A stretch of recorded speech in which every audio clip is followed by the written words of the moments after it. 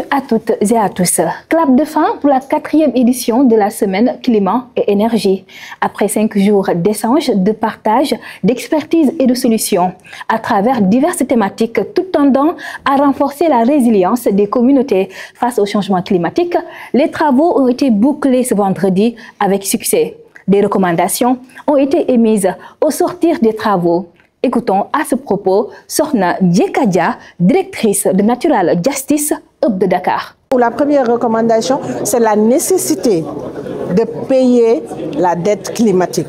Parce que les États qui ont pollué pendant très longtemps ont l'obligation de contribuer et de payer aujourd'hui aux États que nous sommes ou aux États africains. Ça, c'est une première recommandation qui est importante.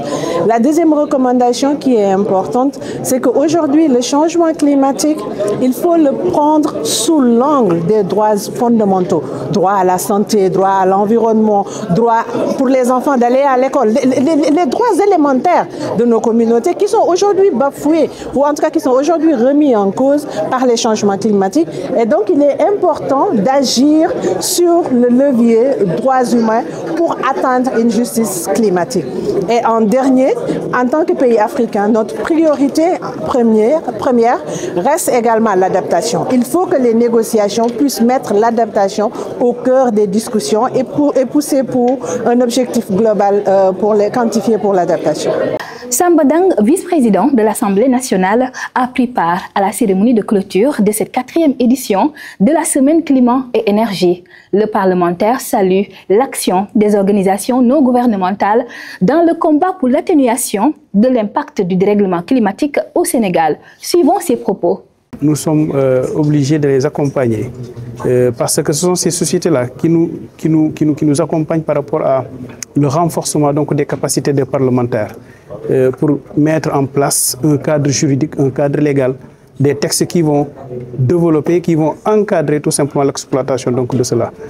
Si aujourd'hui l'environnement est détruit, l'environnement, je ne dirais même pas menacé, parce que nous tous nous vivons les conséquences donc, des changements climatiques, nous sommes obligés d'atténuer. Et pour atténuer tout simplement, il faut voir qu'est-ce qu'il faut faire, quels sont les textes à proposer, quel est le cadre réglementaire donc, à faire, à mettre sur place. Mais après avoir mis donc, le cadre réglementaire, il faut tout simplement l'application de ces textes. Et souvent, l'application des textes pose problème. C'est pourquoi l'Assemblée nationale aujourd'hui est dotée d'une commission d'évaluation des politiques publiques et nous sommes obligés d'aller vers l'évaluation de ces textes qui ont été déjà votés, s'ils sont appliqués et s'ils sont appliqués, quelles sont maintenant les retombées. La question relative aux mécanismes et instruments de financement climatique a été largement étayée lors du dernier jour des discussions. Pour Abdou Aziz Diédiou, chef de département études et stratégies de la Banque agricole et responsable environnement et climat, la contrainte majeure des collectivités territoriales demeure leur incapacité à développer des projets climatiques. Suivons ses propos. C'est pourquoi moi, ma recommandation, c'est de d'abord les organiser à avoir une entité qui puisse être renforcée, genre entente, en tout cas travailler dans le cadre d'une association formalisée et de pouvoir maintenant s'ouvrir aux entités accréditées pour soumettre des projets qu'on pourrait porter aux différents fonds. L'autre chose, c'est de travailler dans le cadre des fonds domestiques à mettre en place des mécanismes en fait locaux, des mécanismes qui nous permettent de puiser sur nos propres ressources. Les collectivités ont peut-être des ressources qu'ils pourraient en tout cas développer dans le cadre d'une entente et avoir des fonds de subvention ou en tout cas des fonds qui puissent leur permettre de prendre en charge certains prérequis pour le développement de projets climatiques.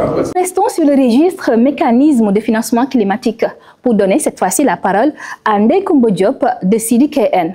Elle appelle à une synergie d'action pour permettre aux communautés vulnérables au changement climatique d'accéder aux flux financiers. Suivons sa réaction. Je disais ce matin, il fallait qu'on travaille de manière concertée et collaborative, notamment avec les entités accréditées, avec les gestionnaires et les transmetteurs de connaissances comme CDKN, avec Enda Énergie, avec les collectivités et avec les ministères pour voir dans quelle mesure que ces flux financiers puissent être alloués à l'échelle qui est le plus impactée, qui sont les communautés territoriales. Et enfin, je terminerai par mes propos en lançant un appel à cette concertation, mais également en changeant de paradigme, parce qu'il faut maintenant qu'on ne voit plus ces collectivités comme des bénéficiaires, mais comme les acteurs du changement et également les actrices même de leur gouvernance financière climatique.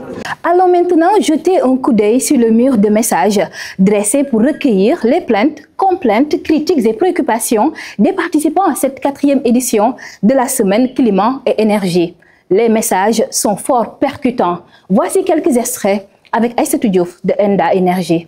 Cette année, on a voulu capter vos messages clés durant les 5 jours.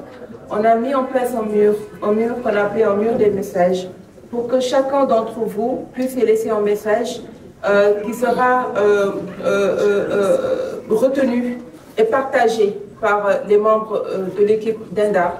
Je vais juste en partager quelques que nous avons reçus aujourd'hui. Le premier, we need to act fast. Climate change is here and Africa suffers. The global north must finance climate action. L'autre, c'est sur le financement. Le financement climatique ne doit pas seulement atteindre les communautés locales, il doit être co-conçu, co-géré et co-piloté par celles et ceux qui subissent le plus durement les effets du changement climatique, c'est cela, la finance inclusive.